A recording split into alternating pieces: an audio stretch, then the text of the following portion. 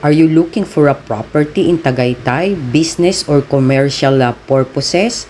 Baka ito na ang hinahanap nyong property na swak sa pangangailangan nyo.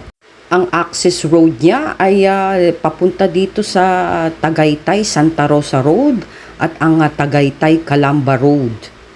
So, ang dami nang nagtatayong mga business dito. Baka ito ang kailangan nyo na pang business nyo for restaurant at Airbnb or transient house. Magandang investment ang lupa, lalo na kung maganda ang location.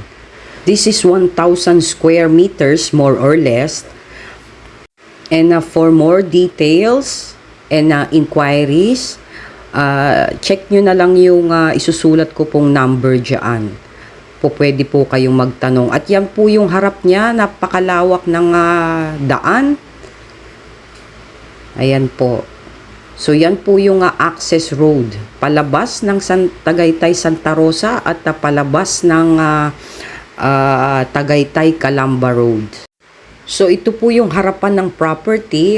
Pwede nyo tanggalin yung mga lupa na yan at ipantay. Mas maa-appreciate nyo kung i-viewing nyo. So call na lang po kayo at ilalagay ko dyan ang number for more inquiries and details. Thank you for watching.